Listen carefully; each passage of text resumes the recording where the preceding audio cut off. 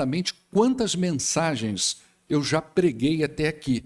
Eu creio que tenha sido mais de 60, não tenho certeza. Eu teria que contar lá. Até porque, com o advento da pandemia, nós transformamos muitas coisas de Romanos em escola bíblica dominical e recapitulamos muitas coisas aqui que são importantes para nós. Eu me lembro do meu primeiro pastor, quando ele dizia que Romanos era uma das cartas mais difíceis de pregar nela. E eu confesso a você, que depois de ouvir isso, eu criei uma certa resistência de pregar nessa carta, porque eu sempre olhei para ela como algo muito difícil de entrar, uma carta difícil de se manter nela e uma carta, às vezes, até difícil de sair dela, né? Então, tudo isso mexeu muito comigo, de forma que eu demorei muito tempo no meu ministério a abrir esse tesouro de forma tão expositiva e tão detalhada como a gente tem trabalhado aqui na igreja. Na sessão passada que nós estudamos, Paulo cita uma série de nomes que ele menciona aqui, e ele faz isso com muito prazer. A gente viu uma lista de aproximadamente 27, 28 nomes que contém ali naquela lista, de Paulo citando pessoas que foram importantes para o seu ministério, que somaram com a igreja. Essas pessoas, elas foram fundamentais para o crescimento do evangelho na época de Paulo. São pessoas que foram importantes no desenvolvimento da igreja. Foram homens, mulheres, famílias inteiras que abriram o coração e a casa para hospedar a igreja do Senhor Jesus Cristo. E louvado seja Deus por essas pessoas. Louvado seja o Senhor pela vida da irmã Febe, que nós vimos lá nos versos 1 e 2 do capítulo 14, do capítulo 16. Louvado seja Deus por essa mulher. Louvado seja Deus por Áquila e Priscila, mencionado no verso 3. E toda aquela corrente de irmãos que se dispuseram a servir ao Senhor para que a igreja de Cristo pudesse crescer ali naquele espaço, para que o apóstolo Paulo tivesse toda a liberdade que ele teve para pregar o evangelho, para viajar, os apoios que ele recebeu. Isso tudo é muito fantástico, e a carta aos Romanos, a sessão passada, nos mostrou essas pessoas. No entanto, olha que coisa muito complexa e difícil e inacreditável da gente ler dentro do texto sagrado. Agora, no verso de número 17, Paulo faz recomendações novamente. Ele vai recomendar como ele fez no verso 1. Coloca o verso 1, Helder. Olha como que ele abre o verso 1 do capítulo 16. Eu recomendo a vocês. E agora o verso 17. Eu também recomendo. Só que agora, as recomendações, elas não são recomendações positivas. É uma recomendação negativa. Então, ele abre o capítulo 16 fazendo recomendações positivas, e agora, no meio do capítulo, ele vai falar de pessoas que não são recomendáveis. Ou seja, havia na época de Paulo pessoas altamente recomendáveis, mas é estranho a gente pensar que, da mesma forma que existiam pessoas altamente recomendáveis, também existiam pessoas que Paulo vai orientar agora e vai dizer radicalmente: afastem-se dessas pessoas. Eu vou recomendar a igreja a se afastar. Já pensou num negócio desse? Você recebendo um material na igreja, eu abrindo uma carta, você ouvindo isso, e Paulo dizendo assim: olha, tem gente aí assim, assim, assim, você tem que agora se afastar, não é? Então, é isso que ele vai tratar agora nessa sessão, né? Essa coabitação que existe dentro do mesmo lugar de pessoas com atitudes, pensamentos, interesses completamente diferentes umas das outras. Escuta uma coisa que eu vou te dizer. No início da era cristã, depois da morte de Jesus, vamos pegar ali naquele ponto, depois da morte de Jesus, Jesus ressuscitou e foi assunto aos céus. O que aconteceu com os discípulos de Jesus foi que eles foram tomados por medo e eles ficaram confinados num determinado lugar, meio que sem saber o que fazer. Eles tinham recebido várias orientações da parte de Jesus, mas agora isso precisava se tornar real, e aquele monte de fio que ainda não tinha se conectado na cabeça deles, aquilo precisava ter algum sentido para a vida deles, mas não tinha ainda. E aí depois que Jesus é ressurreto, que ele aparece ali naquele cenáculo, que tem aquele episódio do Tomé, que duvida, aquela coisa toda, aí vem o advento do Pentecoste, que o Espírito de Deus é derramado sobre toda a carne, aqueles fios soltos começam a se conectarem, e eles começam a perceber uma coisa diferente, e agora aquele Cristo que durante 3 anos viveu fora deles, agora está dentro deles, na pessoa do Espírito Santo.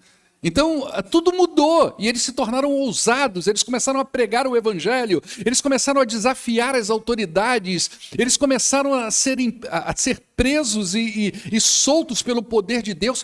Conclusão, o governo da época, assim como o governo religioso, a liderança religiosa, começou uma perseguição intensa à Igreja de Cristo. E o que aconteceu com a igreja? Ela cresceu mais. Não estava dando certo isso. Perseguir não era o melhor negócio. Porque quando nós sofremos a mesma coisa juntos, nós nos unimos. Você está vendo isso hoje na Ucrânia. Como mulheres e crianças lutam juntas pelo mesmo ideal. Esse tipo de coisa nos une. Se agora, de uma hora para outra, o governo começar a cercar a igreja e dizer que a gente não pode abrir, você vai ver como que crentes vão saltar aqui dentro. Como que o povo de Deus vai se unir nessa mesma luta. É diferente. Aí Satanás cria uma outra estratégia. De fora não dá certo, precisa ser dentro. E aí vem Ananias e Safira.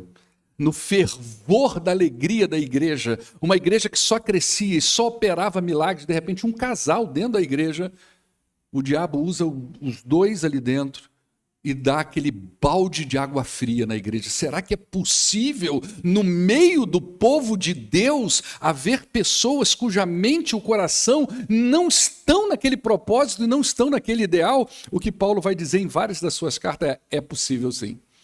E João também vai dizer lá na primeira carta, é possível sim. E é justamente isso que Paulo vai tratar aqui agora, casos não recomendáveis. Não é? Então vamos ao texto aí, verso de número 1, olha a recomendação que ele dá, verso de número 17, desculpa. Recomendo-lhes, irmãos, que vocês tomem cuidado com aqueles que causam divisões e colocam obstáculos ao ensino que vocês têm recebido. Afastem-se deles. Observa que no verso 1 desse capítulo, como eu já falei, ele recomenda aceitação. E agora ele recomenda que não recebam essas pessoas ou que se afastem dela. A pergunta é, quem são essas pessoas? Por que o apóstolo Paulo teve essa iniciativa? Quais características delas? O que elas apresentaram para a igreja a ponto de Paulo pegar na sua pena e dedicar uma parte da carta já no finalzinho, depois de ter tratado de tanta coisa boa, depois de ter falado de tanta gente boa e ainda vai falar de algumas pessoas e depois no final da carta ele faz aquela doxologia final, aquele louvor, aquela ação de graça ao nome do Senhor. O que ele faz? Ele dedicar alguns versículos a falar de pessoas que estavam, de fato, entrando na igreja e atrapalhando. E é isso que a gente precisa conhecer. Olha, só para você ter uma ideia, ontem eu reuni com os jovens aqui para a gente trabalhar 1 Timóteo capítulo 4. Helder, tem uma lâmina que o Emanuel deixou aí? Olha só a lâmina, só essa lâmina que eu mostrei para eles. Só para vocês terem uma ideia, não está nem nos scripts aqui, coloca aí.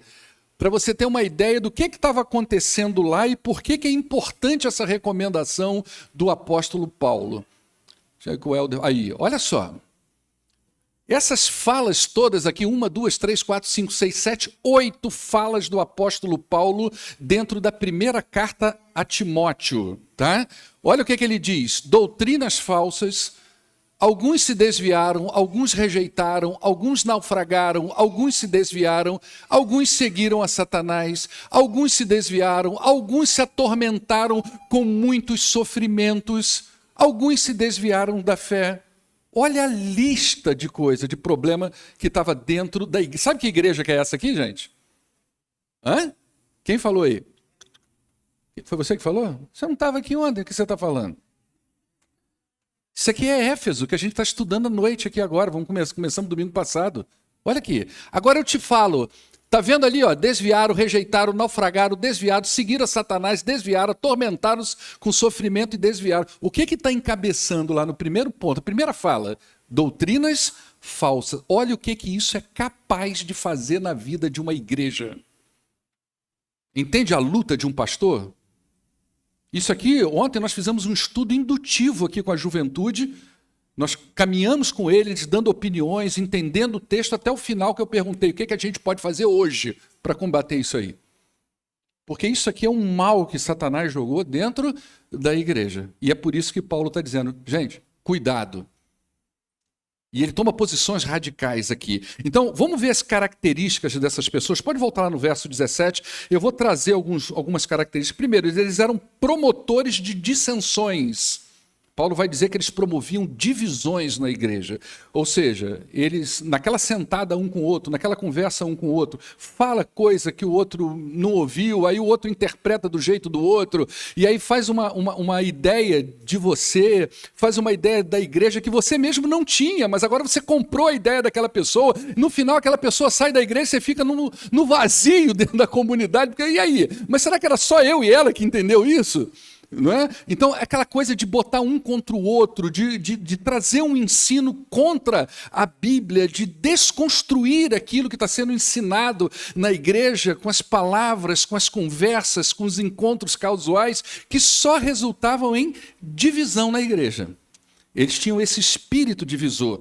Eles escandalizavam a doutrina. Eles eram obstáculos do ensino. A gente vai falar disso um pouquinho mais na frente. Não serviam a Cristo, serviam aos seus próprios interesses. O que estava em jogo não era a causa de Cristo. O que estava em jogo não era aquilo que a gente podia fazer para caminhar junto, para que a igreja cresça. Mas quais são os meus interesses nesse negócio? Não é? E eles também tinham uma outra característica, eles enganavam os ingênuos na fé, e a gente vai ver quem são essas pessoas, e de que forma que eles enganavam? Com bajulações e palavras agradáveis. É aquela coisa de tentar valorizar o outro, de falar para ele coisas que ele gosta de ouvir, né? De dar um status a ele, vamos convidar ele para comer com a gente, ele não senta aqui nessa roda, mas hoje nós vamos chamar ele, e ali você começa com aquelas palavras agradáveis, macias, né? Você é uma pessoa legal, você tem muito valor, você é uma pessoa boa e tal, e aí com aquelas palavras macias vai conquistando esse coração, que na verdade não é ingênuo, é incauto. A gente vai ver o conceito disso um pouquinho mais na frente. Tá? Então, isso aqui eram características de um grupo ou dois que acontecia lá no primeiro século da era cristã, e um deles, que provavelmente é o que Paulo está combatendo aqui, eram os judaizantes. Quem eram os judaizantes? Eram pessoas que, das duas umas, ou eram judeus, né, que converteram ao cristianismo, mas não abandonaram as práticas judaicas. Então, tentava fazer do cristianismo uma extensão do judaísmo. Ou então pessoas que, a despeito de não serem judeus, eles são prosélitos do judaísmo. Eles se converteram à religião judaica, conheceram o cristianismo e agora queriam fazer a mesma coisa, juntar judaísmo com cristianismo. A pergunta é, será que existe esse grupo até hoje? Você já entrou em igreja, ouviu na televisão igreja cheia de bandeira de Israel? O pastor vai pregar, ele põe um negócio aqui na cabeça, ele põe uma capa com a estrela de Davi, azul e branca, você já viu isso? Às vezes o culto vai começar, o sujeito pega um chofar e começa... Já viu isso? Aqui já teve chofar, gente? Já, né? Aqui já teve chofar. Escandalizou o irmão, ó. E ele veio da Assembleia, hein? Se ele ficou escandalizado, você imagina o resto. Né? Aquele monte de castiçal espalhado para tudo quanto é lado, ou seja, é uma cultura judaica dentro do cristianismo. Né? Então, é uma forma de judaizante leve, vamos dizer assim. Uma forma de judaizante leve, simbólica. Então, essas pessoas entravam na igreja com esses ensinos que era contrário ao ensino dos apóstolos, que era a liberdade pela graça, de que Jesus tinha cumprido muitas coisas do Antigo Testamento, que não havia mais necessidade de muitas coisas, e eles insistiam com isso, e com isso dividiam a igreja, colocava tormento no coração das pessoas, dúvidas em relação à salvação e por aí vai. E isso é a primeira coisa que eles tentavam fazer, conciliar, incorporar o judaísmo ao cristianismo. E talvez seja por isso que Paulo investiu 11 capítulos dessa carta para ensinar a igreja a justificação pela fé e não pelas obras. 11 capítulos Paulo falou disso. Então esse pessoal entendia que Cristo era o Messias, mas ele não era suficiente. Eles precisavam ainda da lei de Moisés para completar a sua salvação. Quando Paulo escreveu a Timóteo, ele exortou Timóteo em relação a pessoas com comportamentos parecidos. Só que lá em Timóteo, talvez um grupo mais ascético, mais gnóstico. Mas olha 1 Timóteo capítulo 4, que nós estudamos ontem, verso de 1 a 7. Coloca aí, Helder, por favor. O Espírito diz claramente que nos últimos tempos, eles aprenderam ontem, que tempo é esse? Alguns abandonarão a fé e seguirão espíritos enganadores e doutrinas de demônios. Vai até o 7. Tais ensinamentos vêm de homens hipócritas e mentirosos. Olha só, que têm a consciência cauterizada. Tudo isso aqui eles construíram junto comigo hoje. Ontem. O que significa consciência cauterizada? Tudo isso. Pode passar. Eles proíbem o casamento, o consumo de alimentos que Deus criou para serem recebidos com ações de graça pelos que creem e conhecem a verdade. Pois tudo que Deus criou é bom, e nada deve ser rejeitado se for recebido com ações de graças, pois é santificado pela palavra de Deus e pela oração. Se você transmitir essas instruções aos irmãos, será um bom ministro de Cristo Jesus, nutrido com as verdades da fé e da boa doutrina que você tem seguido. Rejeite, porém, as fábulas profanas e tolas e exercite-se na piedade. Agora só coloca o verso 16 daqui, tá? Olha o que ele diz. Atente bem para a sua própria vida e para a doutrina, perseverando nesses deveres, pois agindo assim você salvará tanto a você quanto a quem? Quanto àqueles que estão ouvindo. Eu e mais quem? Vocês. Entendeu? Por que Paulo toma tanto cuidado com a doutrina e tanto cuidado com essa ideia da pessoa entrar na igreja e começar com esse espírito de dissensão e divisão que vai rasgar o corpo de Cristo? Isso foi um mal que entrou dentro da igreja e até hoje permanece, e a igreja de Cristo precisa lutar contra essas coisas. Então, o resultado disso eram dissensões e divisões dentro da igreja. Eram pessoas que não amavam a igreja, eles amavam a sua razão, os seus interesses. E não havia preocupação dessas pessoas com os danos que podia causar ao corpo de Cristo. Eles estavam tão voltados para si mesmo que não se preocupava com o dano que podia causar, por exemplo, num novo convertido na igreja. Como que um novo convertido está entendendo aquele ensino, aquela confusão, aquelas perguntas, aquelas indagações, né? Como que eles estão? Não importa isso. A coisa está voltada para si mesmo, não é? Além das falsas doutrinas, eles também levavam uma vida imoral. Não havia neles também a preocupação com a santidade. Por isso que Paulo vai dizer que eles eram obstáculos ao ensino. O que é ser obstáculo ao ensino? Você imagina que eu estou aqui falando para você sobre Bíblia, eu estou falando sobre santidade para você, mas você está me vendo em bar bebendo, você vai na minha casa, tem uma adegazinha lá no canto, né? Os meus filhos são todos misturados com o mundo, eu tenho uma vida religiosa, mas eu tenho uma vida secular que não encaixa bem com essa ideia de ser um líder religioso. Todas essas coisas vai tornando obstáculo para que a outra pessoa aprenda o evangelho e o ensino. Porque as pessoas se escandalizam com isso. Né? Esse é um cuidado muito que o crente tem que ter. Às vezes o crente ele tem dificuldade de ganhar sua própria família, porque na igreja ele tem um padrão, mas na casa dele o padrão não combina com a fé que ele professa. Então os seus mesmos, eles olham aquilo e falam assim, mas peraí, como é que é esse evangelho? É um evangelho muito livre, é um evangelho que você pode muita coisa, não é? Então você pode viver na fé, você pode ser cristão e você pode também ter uma vida aí, né, sem preocupação com a santidade. E isso acontecia muito aqui nesse caso. É o mesmo tipo de comportamento que acontece lá em 1 Coríntios, Helder, capítulo 5, versos 1 a 5. Olha como que Paulo combateu esse mesmo comportamento dentro da igreja.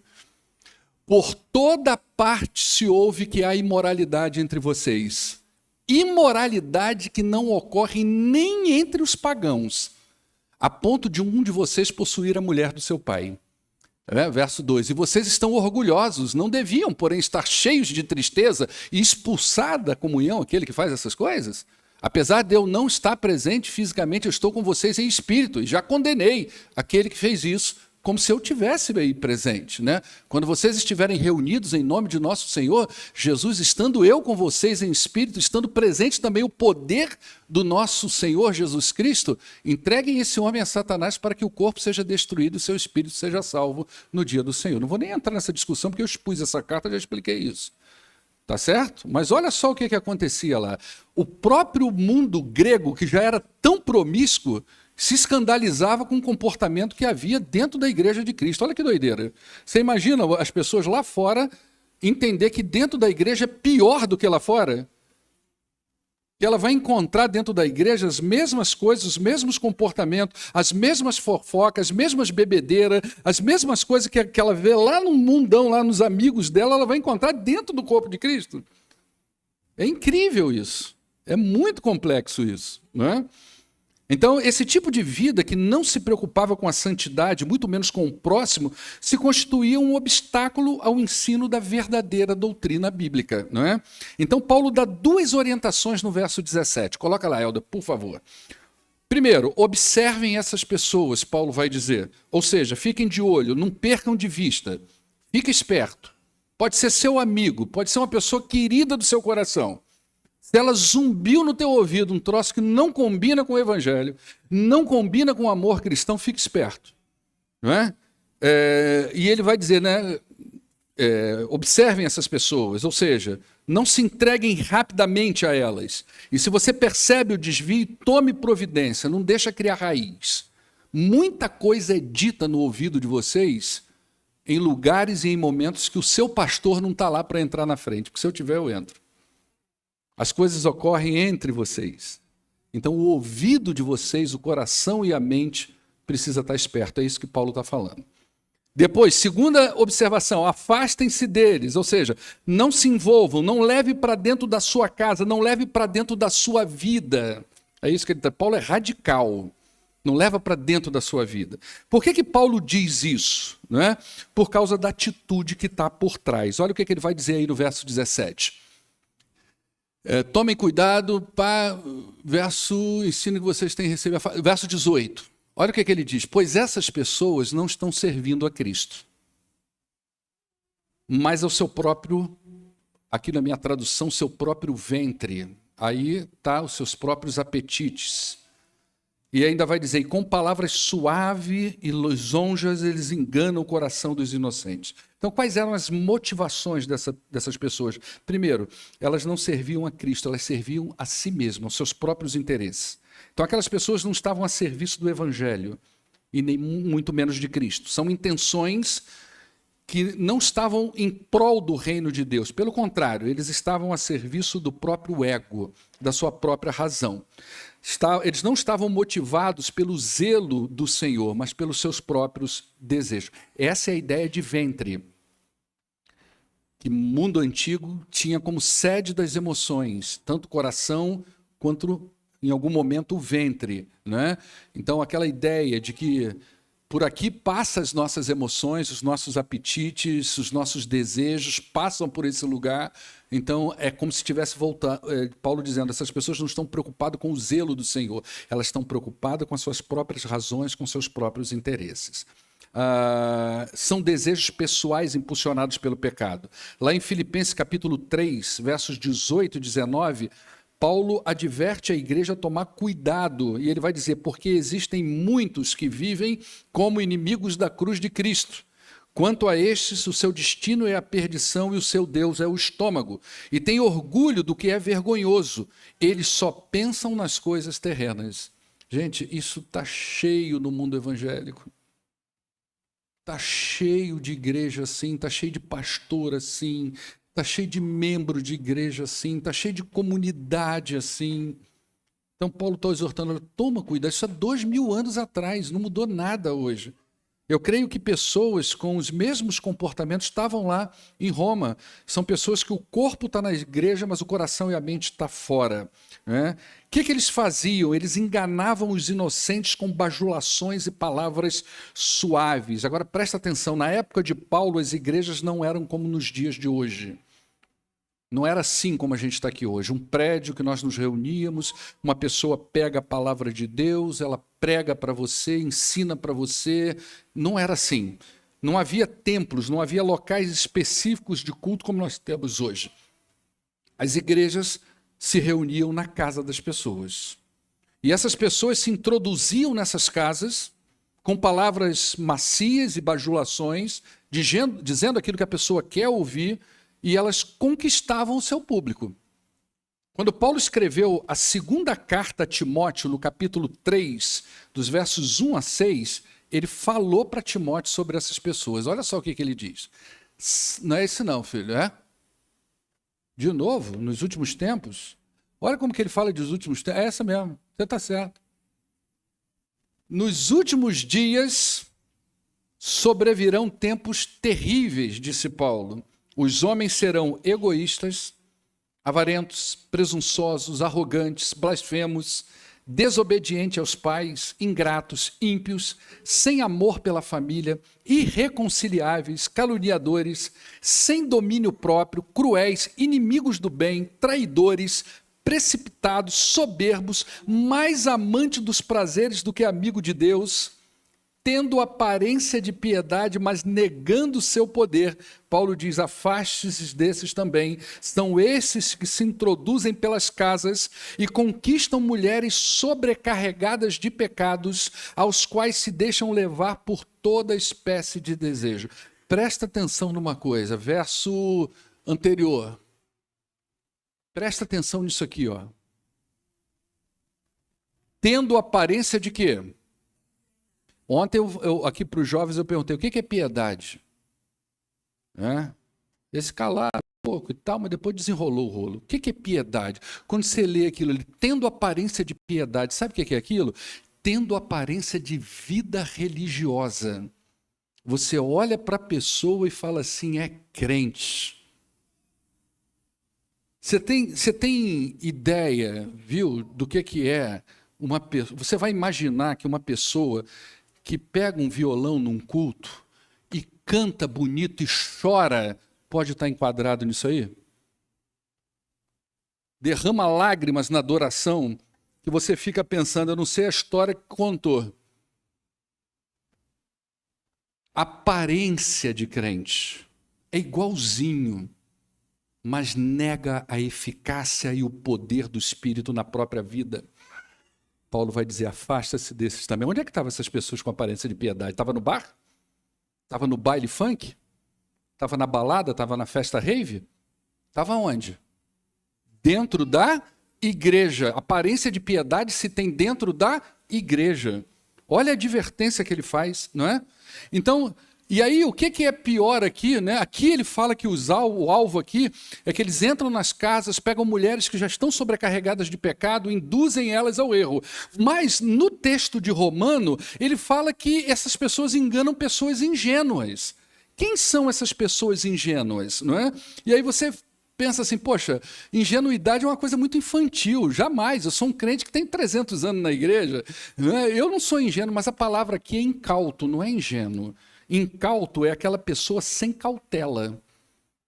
A despeito dela ser crente, ela pode ser madura e tudo mais na fé, mas ela não tem cautela ao receber o que ela está ouvindo.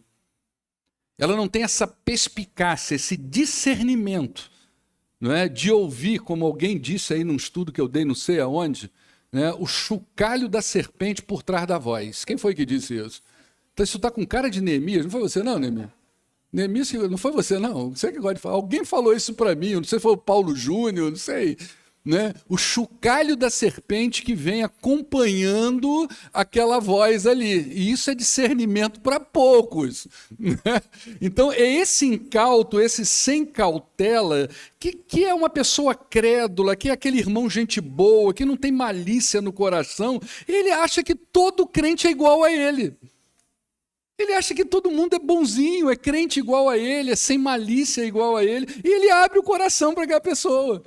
E aquela introdução daquela vozinha da serpente, daquilo que vai causar divisão, vai entrando ali naquele coração.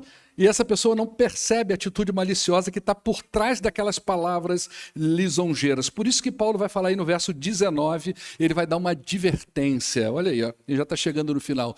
Pois a vossa obediência é conhecida por todos. Por isso, me alegro a vosso respeito. Eu quero que vocês sejam sábios para o bem, mas simples para o mal. Olha só. É como se Paulo estivesse dizendo assim, olha, gente, eu sei que vocês são obedientes ao Evangelho. Vocês abraçaram esse ensinamento. E além de ser obediente ao Evangelho, vocês são obedientes aos líderes de vocês. Então qualquer pessoa que vem com má intenção vai enganar vocês. Porque vocês são crédulos.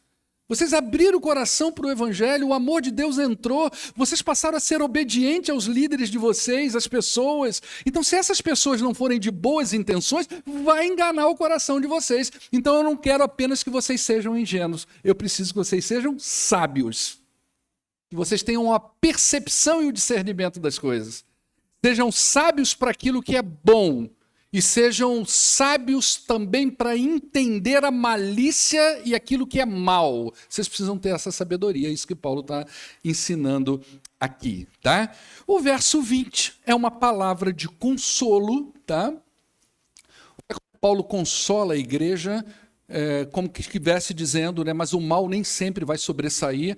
Em breve o Deus da paz esmagará Satanás debaixo dos pés de vocês e a graça do nosso Senhor de Jesus seja com vocês. É como se Paulo estivesse dizendo aí, não é? O diabo vai ter o seu fim, ele está atormentando a igreja, ele tá usando os seus lá dentro da igreja, mas isso vai ter um basta num determinado momento. Não é? Hoje, ele age através dos seus instrumentos, que muitas vezes estão nas igrejas, como Ananias e Safira, mas um dia isso tudo terá fim, e nós vamos viver gloriosamente com a igreja gloriosa do Senhor.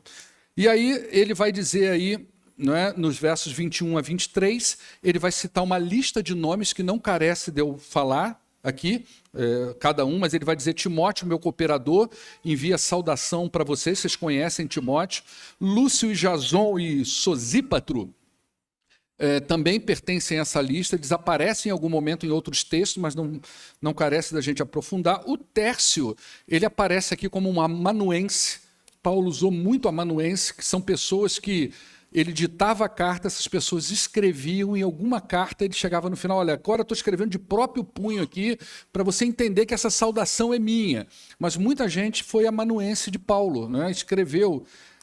Ele fala de Gaio, que foi, esse Gaio aqui provavelmente é lá de Corinto, é uma pessoa que recebeu o apóstolo Paulo e outros crentes na sua casa, por isso que a gente tem essa teoria de que ele escreveu essa carta a partir de Corinto. Ele fala de Erasto, que era o tesoureiro da cidade de Corinto, onde ele estava, e esse quarto aqui é o quarto. É o quarto, não é o sala, é o quarto. Amém, irmão? O quarto envia saudação, tá? Então ele vai terminando essa sessão com essa maravilhosa bênção ao povo de Deus, está no verso 24, que a graça de nosso Senhor Jesus Cristo esteja com todos vocês. Eu quero concluir com poucas aplicações, mas importantes. O que a gente aprende aqui nessa sessão? Primeiro, quando Paulo abriu esse capítulo, ele recomendou a aceitação de Febe. E depois, no verso 17, ele recomenda a não aceitação de algumas pessoas.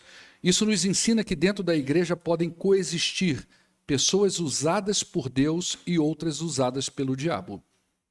É fato. João fala disso também e outras cartas falam disso também. As duas coisas podem coexistir no mesmo lugar. Eu aprendo também que os falsos mestres, os falsos crentes existem até hoje. Então não caia em qualquer conversa.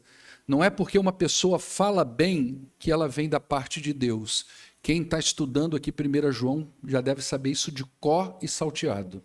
Não é todo mundo que chega com uma boa conversa, que fala bem, que sabe abrir uma Bíblia, que sabe dar uma aula de escola bíblica dominical, que num primeiro momento a gente já vai acreditar tudo a essa pessoa. Não é assim que funciona. Eu aprendo também que a gente precisa estar atento ao que é bom, mas a gente precisa estar mais ainda ao que é mal, para que esse mal possa ser evitado. A gente precisa ter a percepção. A gente tem uma ideia de que todo mundo que entra daquela porta para dentro, todo mundo é anjo, não é verdade? E não é. Então a gente tem que ter muita perspicácia com música que a gente ouve, gospel, quem são essas pessoas, é livro que a gente lê. Nem tudo é essa coisa toda, não. Mesmo que venha lá com uma etiqueta lá que alguém indicou para você. Aqui mesmo na igreja nós tivemos um caso desse, de um livro. Você lembra disso? Não estou me lembrando muito bem, mas um livro que dentro do livro a pessoa que adquiriu veio e me mostrou: pastor, tem aqui umas coisas que eu não estou entendendo. Parecia uma heresia dentro do livro e o livro vinha com uma placona divina lá na frente dele. Então toma cuidado com essas coisas. Esteja sempre atento para isso. Paulo nos ensina hoje duas coisas. Fiquem espertos e quando identificarem, mesmo que a pessoa seja boa, não é recomendável dar ouvidos. Nós temos que aprender a nos posicionarmos como cristão, mesmo com aquelas pessoas que são amadas pela gente, mesmo com aquelas pessoas que são parceiraças nossas. Quando a gente vê a distorção para o bem da própria pessoa, a gente, no amor e no Espírito de Deus, nós precisamos exortar na palavra, no amor cristão, para que a pessoa tenha condições dela ser liberta daquilo ali e voltar a uma vida espiritual em crescimento e em desenvolvimento. Amém? Obrigado por você ter colaborado, porque o pessoal parece que deu uma caída, né? Vamos orar ao nosso Deus, vamos ficar de pé. Imagina se me veio uma imagem agora na cabeça. E a ceia, gente, senta aí. É rapidinho. Olha como é que eu estou ficando, tá vendo? Ô, gente, sabe o que acontece? Vocês estão rindo porque não é vocês. Eu estou passando uma vida muito difícil, é muita coisa, muita coisa, muita coisa. Toda hora fala num lugar, ensina num lugar. Sábado que vem eu vou ficar de 8 da manhã até umas 6:30 da noite, 7 horas, fazendo um curso. Toda segunda-feira, que é minha folga, eu sou servente de pedreiro e servente de eletricista. A minha vida não é fácil não, gente. Verdade ou não é, Fausto? Aí chega aqui agora, fica trocando palavras, esquece da ceia, esquece das coisas. Que horror, né?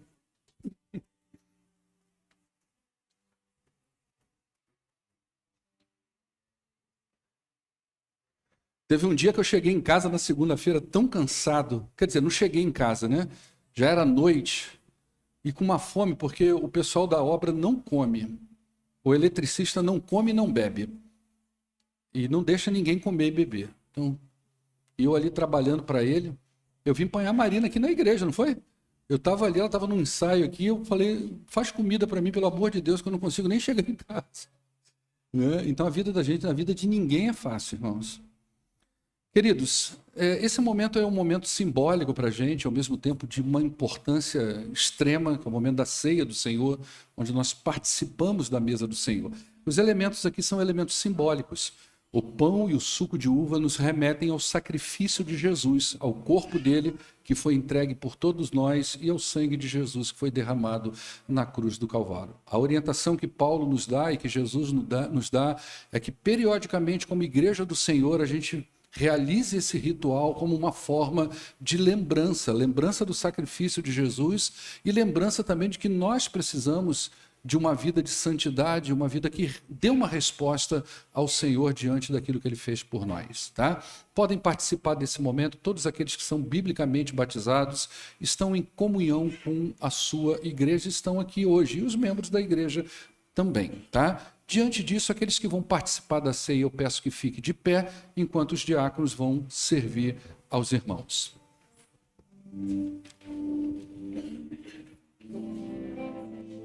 Vou ajudar a servir também.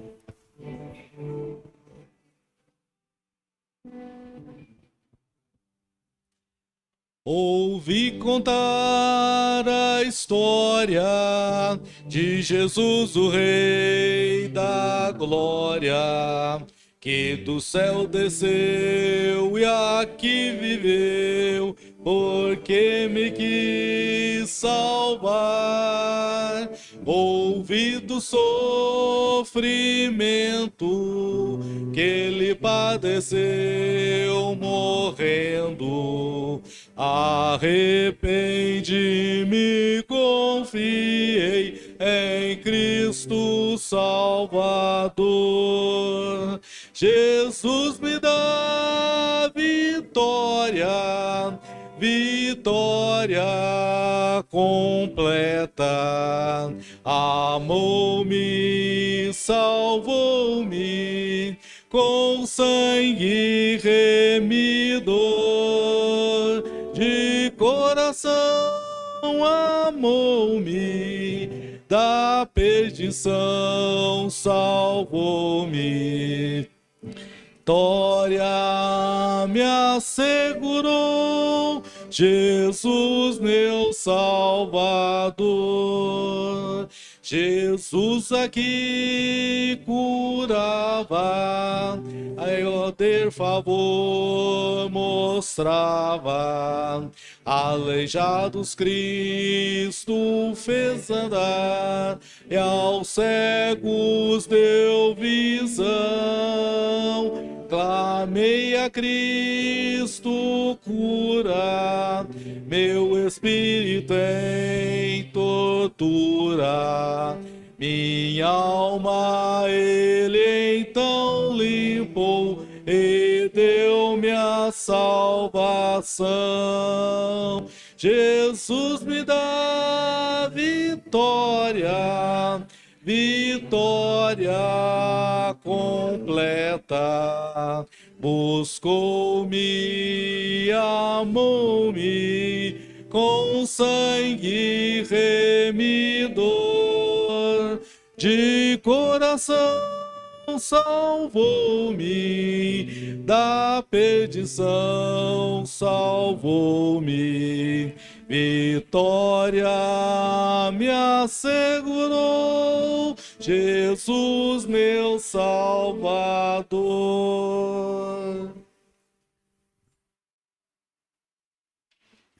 Ei.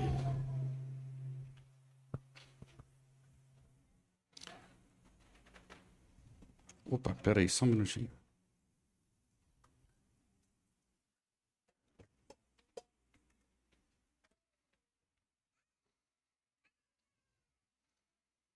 Chega para cá, Lúcia, por favor. Obrigado.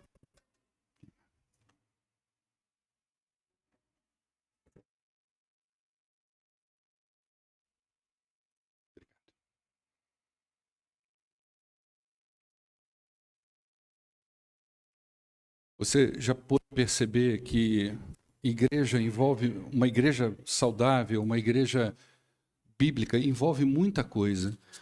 Envolve o carinho, envolve o amor, envolve a disciplina, envolve o discernimento. E tudo isso está envolvido no que é a igreja dentro das Escrituras Sagradas. A gente tem uma concepção de igreja que, né, é todo mundo no amor, e não é assim. Há tratamentos que precisam ser dados de um jeito, outros de outro. Isso é a igreja. E essa é a beleza da igreja de Cristo. E aqui, nesse ritual, que é a ceia, ritual porque se repete durante o ano todo, nós nos unimos em torno de um mesmo propósito, de uma mesma causa. Nós nos lembramos da morte do Senhor Jesus Cristo. Aqui está o nosso interesse, aqui está a nossa visão, aqui está a nossa vida, e na ressurreição. E quando nós vivemos isso, nós somos levados a pensar, onde que eu me encaixo nisso? É a resposta que eu dou ao Senhor em arrependimento, entrega de vida e serviço e fidelidade, santidade ao Senhor. Tudo isso nós vivemos agora nesse momento. E diante disso, então, nós vamos comer todos e beber.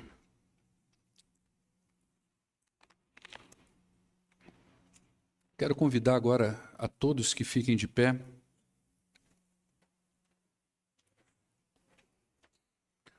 Os irmãos, mais uma vez, me perdoem pela atrapalhada, mas é que tem semana que é muito difícil. Estava conversando isso com o Marcelo hoje, né? Marcelo é um parceirão de ministério, e agora com a saída do Antônio, a gente fica, né, com mais serviço, mais travado. Então tem semanas que são semanas bem difíceis para nós. Vamos orar ao nosso Deus. Pai, muito obrigado por esta manhã. E agradeço ao Senhor pelo sacrifício do Senhor Jesus na cruz do Calvário.